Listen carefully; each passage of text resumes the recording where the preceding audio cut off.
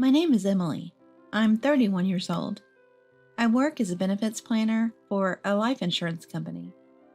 It's a global business, and the pay is decent. Since I visit various companies for work, I have opportunities to meet people, including men. However, recently, one of these acquaintances put me through a terrible ordeal. Because of his greed for money, he ruined a significant milestone in my life. Today, I'd like to share the story of that unfortunate event. I lost both my parents in a car accident when I was in elementary school. My maternal grandparents raised me. I attended local public schools for middle and high school, and then went to a somewhat expensive college.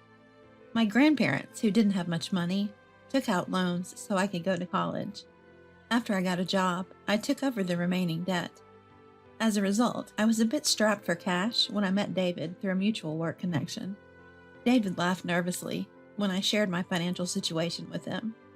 "I'm in a similar boat, still paying off student loans," he said. "So, we're the debt repayment couple, huh?"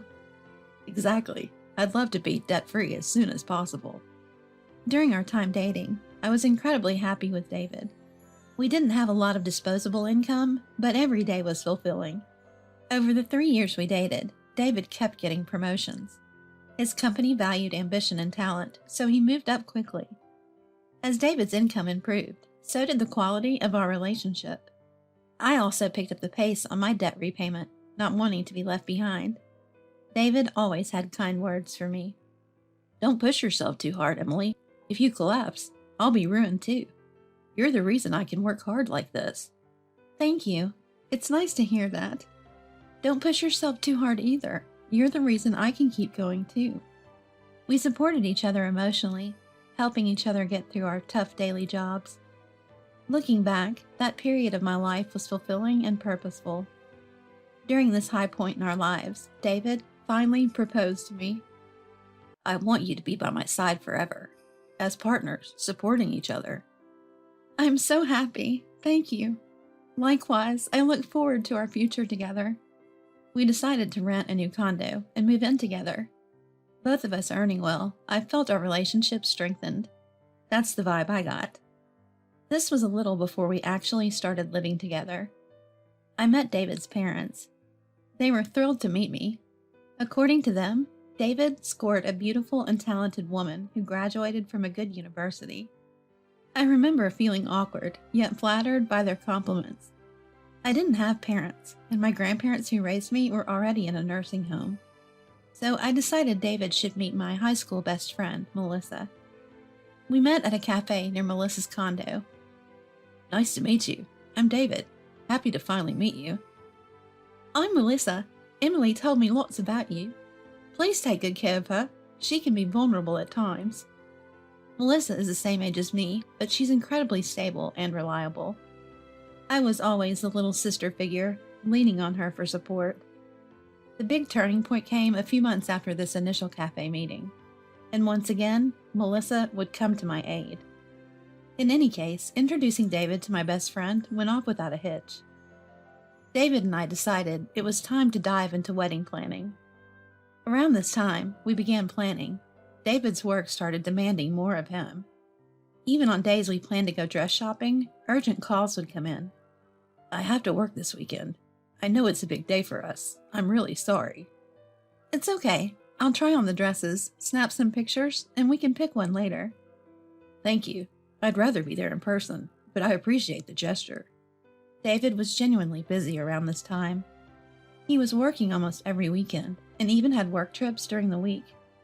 I was pretty much planning the wedding by myself, which was exhausting since I had my job too. But all the hard work paid off. The ceremony and the reception exceeded our expectations.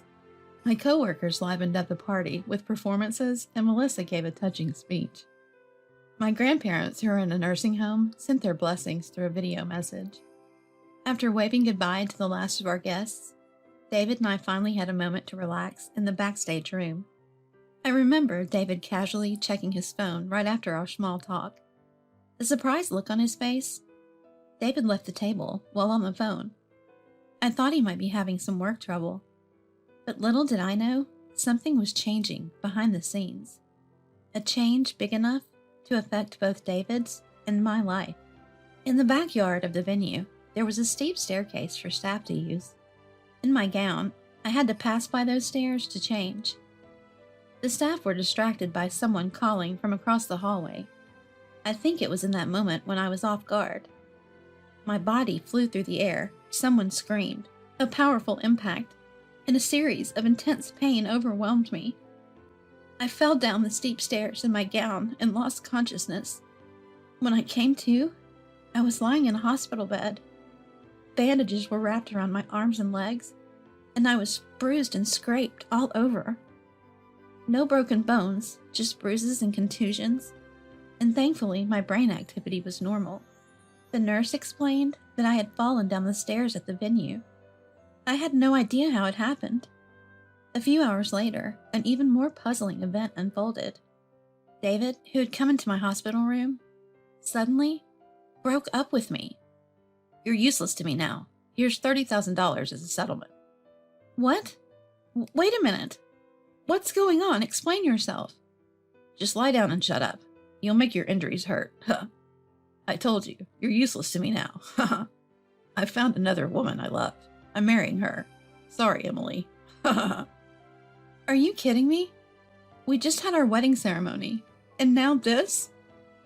But we haven't filed the marriage certificate yet. Was waiting for our anniversary to file the paperwork. Turns out, it was the right call. Never thought this would happen. David looked genuinely happy. He couldn't care less about my injuries or suffering. I'll give you all the wedding gifts as a get-well-soon present. Bye. Wait, David? David? He didn't hear me. David left laughing. I cried, clinging to Melissa, who had come to visit me. Tears streaming down my face, I told her everything. Melissa silently patted my head, listening until the end. It's been so tough. I'm furious this happened to you, Emily. Focus on healing. For now, I'll look for the culprit. The culprit? Yes, the culprit. The person who pushed you down those stairs. I suspect it's David. He's definitely off. He was even laughing. Laughing when? I was waiting for you to change so we could leave together. Then ambulances showed up, and it was chaos. They said you had fallen down the stairs. That's when I saw it. As they were carrying you, he had this nasty smile on his face. Just imagining it sent chills down my spine. Did David push me down the stairs? What could he possibly gain from it? Anyway, I decided to focus on healing, just like Melissa advised me. As my physical wounds began to heal, so did the wounds of my heart. My deep sorrow turned into fierce anger. I couldn't rest until the responsible parties were held accountable. My heart, once soaring with happiness, now became consumed with thoughts of revenge. A few weeks later, Melissa and I lured David to a cafe. We had gathered all the evidence we needed and were ready for payback. I was set on getting even. David seemed different than when we were dating. He was dressed flamboyantly and was wearing accessories that he never wore before. In a good mood, David handed me an envelope. What's this? A stack of cash? What's the meaning of this? It's a get-well gift. Good to see that both your scars and bruising have healed up. How generous of you. Do tell, what brought this on?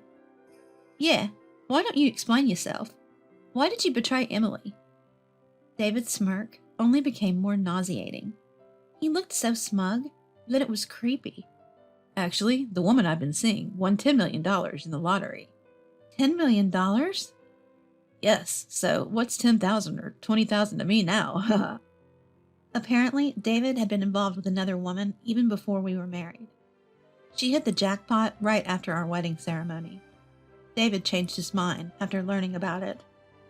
And in a fit of excitement, he pushed me down the stairs. He must have thought he could smoothly transition into a new life with her once I was out of the picture. What a selfish man. I felt the flames of revenge burn deep within me. I can't forgive you. I'll report you to the police.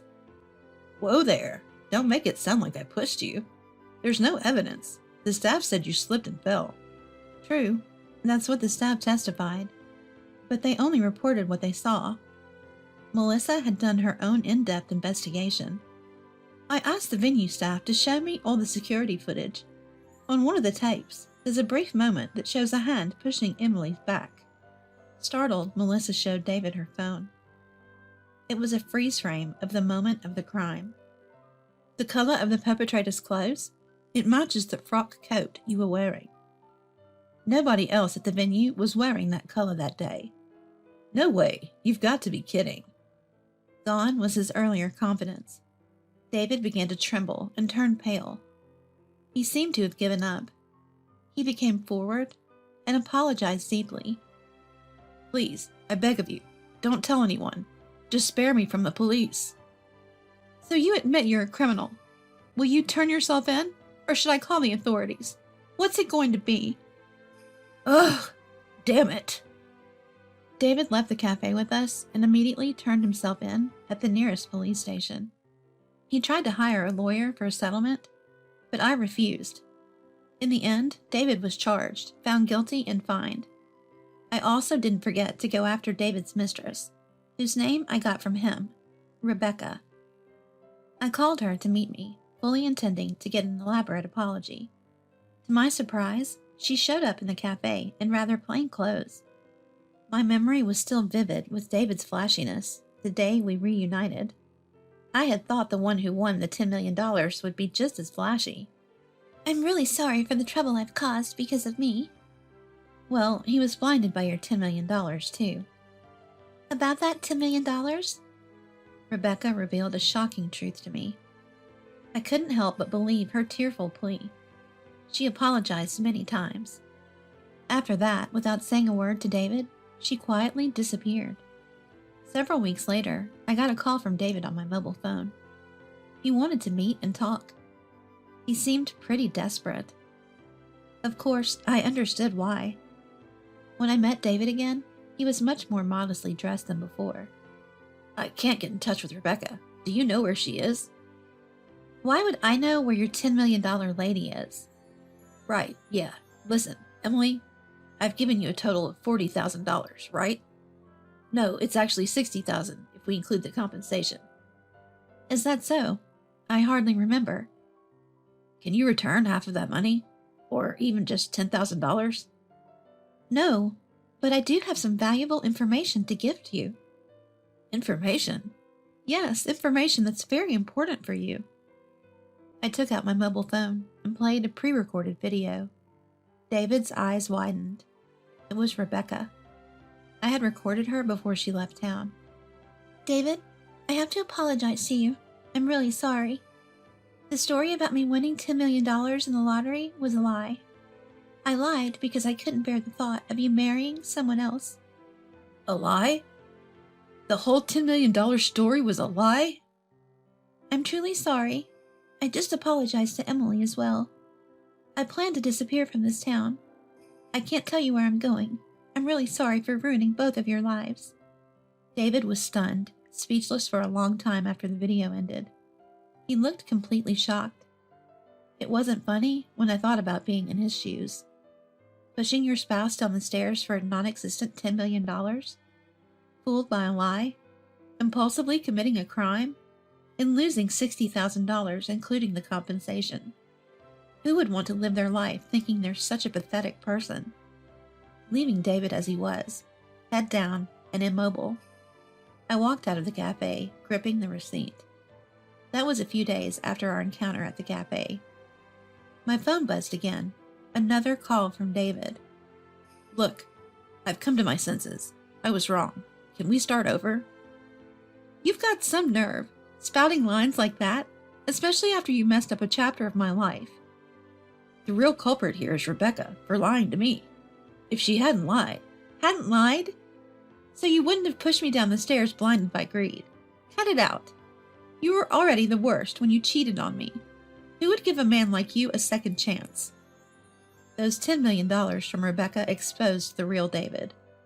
In that sense, I could almost thank her for her lie. It saved me from wasting my life on a worthless man. David tried to keep the conversation going, desperate to keep me on the line. It was a pathetic and futile struggle. I ended the call, feeling like I was pushing away someone who was desperately chasing after me. David had quit his job long ago, banking on Rebecca's $10 million lie. Now, it seemed he had to find new work. Melissa told me this as we shared drinks at my place over the weekend. She'd run into David in town and heard it straight from him. He can't get steady work because of his criminal record. Last I saw him, he was delivering food on a bike. So he's doing delivery. Sounds like gig work. Seems that way. He's doing whatever he can find. Melissa shared some of David's job hopping history. Traffic control for road work, janitorial services, lunchbox factory staff, warehouse worker. He looked worn out, all tanned and sunburned. I told him this is karma for betraying Emily, and he nodded. If he's aware, that's good. I hope he continues to repent for the rest of his life. Would you consider starting over with him if the chance came? No way!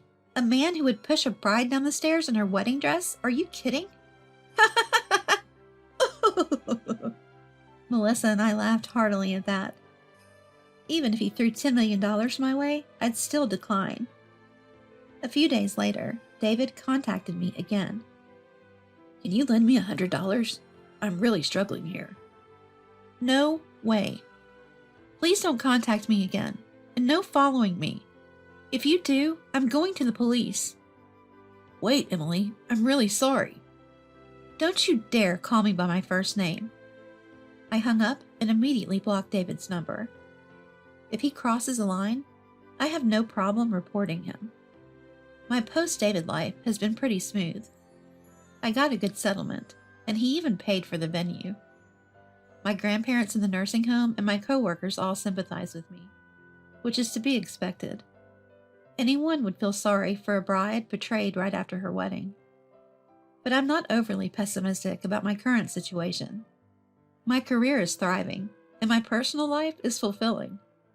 Melissa and I are even thinking of going to a single event. Having a divorce history isn't going to hold me back.